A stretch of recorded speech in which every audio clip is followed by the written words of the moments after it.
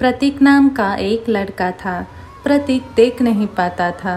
किसी कारण उसके आंखों का ऑपरेशन हो गया था, इसलिए वह देख नहीं सकता था। इस बात से प्रतीक अंदर से बहुत ही टूट गया था। प्रतीक के पिताजी उसके बचपन में ही गुजर गए थे। उसकी माँ काम पर जाकर घर का गुजारा करती थी। प्रतीक की माँ बाहर काम करने जाती थी, इसलिए प्रतीक घर में अकेला रहता था। उसे बाहर जाना मना था। प्रतीक की माँ हर रविवार को उसे नजदीक के पार्क में लेकर जाती थी। एक दिन प्रतीक के पड़ोस में एक परिवार रहने आ गया। उस परिवार में प्रतीक के उम्र का एक लड़का था, जिसका नाम था अरशद। अरशद बहुत ही प्यारा बच्चा था। प्रतीक और अरशद के बीच में बहुत अच्छी दोस्ती हो गई। प्रतीक को बाहर जाना मना था, इसलिए प्रतीक अपने घर के खिड़की से ही अरशद से बातें करता था। हर रोज शाम को प्रतीक और अरशद एक दूसरे से मिलकर बातें करते थे। एक दिन शाम को प्रतीक ने अरशद से पूछा कि क्या तुम मुझे बता सकते हो कि बाहर क्या चल रहा है। तब अरशद ने कहा कि बाहर तो पंछी उड़ रहे हैं, कुछ बच्चे क्रिकेट खेल रहे हैं, पास में वड़ा पाव बेचने वाला है जो कि बहुत ही अच्छे और स्वादिष्ट वड़ा पाव बनाता है, कुछ महिलाएं अपनी बातचीत कर रही है, आसमान बहुत ही सुंदर लग रहा है, सूरज डूबने का समय भी हो गया है, इसलिए आसमान में अलग ही सुंदरता फैल गई है। यह सब सुनकर प्रतीक को बहुत अच्छा लगा।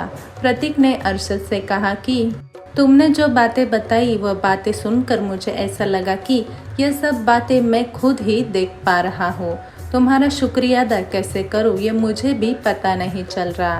प्रतीक की यह बात सुनकर अरशद ने प्रतीक से कहा कि शुक्रिया की कोई ज़रूरत नहीं है, तुम अपने मन में महसूस करने की क्षमता जगा लो, फिर तुम्हें सारी चीज़ें महसूस हो जाएगी। अरशद की यह बातें सुनकर प्रतीक के मन में बहुत ही प्रसन्नता आ गई। दूसरे दिन फिर से अरशद ने प्रतीक से मिलकर आसपास की जानकारी बताई। अरशद बताने लगा कि आज तो बहुत सारे छोटे बच्चे मिलकर कबड्डी का खेल खेल रहे हैं। पास में ही एक बहुत ही प्यारे मियाँ बेबी अपने छोटे बच्चों के साथ फोटो खिंचवा रहे हैं।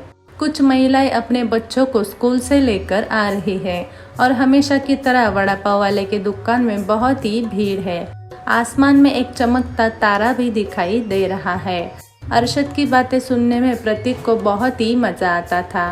तीसरे दिन अरशद अपने माता पिता के साथ बाहर गया था, इसलिए वह दोनों एक दूसरे से नहीं मिल पाए, इसलिए प्रतीक भी थोड़ा नाराज था। लेकिन शाम होने के बाद प्रतीक अपने खिड़की पर बैठ गया और आवाज़ों की मदद से प्रतीक अपने आसपास होने वाली घटनाओं को पहचानने लगा। प्रतीक को वड़ा पाव की खुशबू आई। वो समझ गया कि आज फिर से वड़ा पाव वाले के दुकान में भीड़ रहेगी। छोटे बच्चों की आवाज़ आने के बाद वह समझ गया कि यहाँ नीचे कोई बच्चे खेल रहे हैं। प्रतीक को ठंडी हवा का एहसास हो गया। तब वो समझ गया कि अब रात होने आई है और सूरज अभी डूब रहा है। प्रतीक ने जो कुछ भी महसूस किया था उसकी वजह से वो बहुत ही खुश हो गया था। रात में खाना खाते समय प्रतीक ने अपनी माँ से कहा कि माँ, आपको पता है क्या, मैं अब अपने आसपास जो कुछ भी हो रहा है उसे महसूस कर सकता हूँ। हमारे पड़ोस में जो अरशद रहने आया है उसने ही मेरे अंदर यह परिवर्तन करवाया है। अरशद हर रोज़ मुझे आसपास होने वाली चीज़ें बताता है, इसलिए मैं महसूस करना सीख गया हूँ। प्रतीक की बात सुनकर माँ तो बहुत खुश हो गई और माँ ने प्रतीक से कहा कि तुम बहुत खुश हो, यह जानकर मुझे भी बहुत खुशी हुई। लेकिन क्या तुम्हें पता है, वह अरशद भी नहीं देख सकता, लेकिन वह अपने ज़िंदगी में खुश रहना चाहता है। शायद इसलिए उसने तुम्हें भी महसूस करना सिखाया हो। माँ की यह बात सुनकर प्रतीक दंग रह गया। अरशद को भी दिख नहीं सकता, लेकिन फिर भी वह हर एक बात में अच्छाई ढूंढने की कोशिश करता है। यह बात प्रतीक को समझ आती है और वह फिर से अपना जीवन बेहतरीन तरीके से जीने की कोशिश करता है।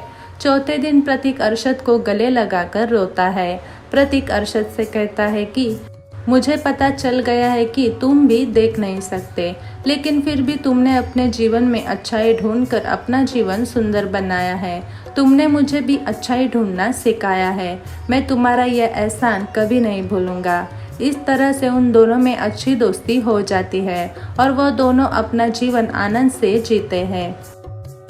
आप सभी को यह कथा पसंद आई हो तो हमारे इस चैनल को ज़रूर लाइक, शेयर और सब्सक्राइब करें। धन्यवाद।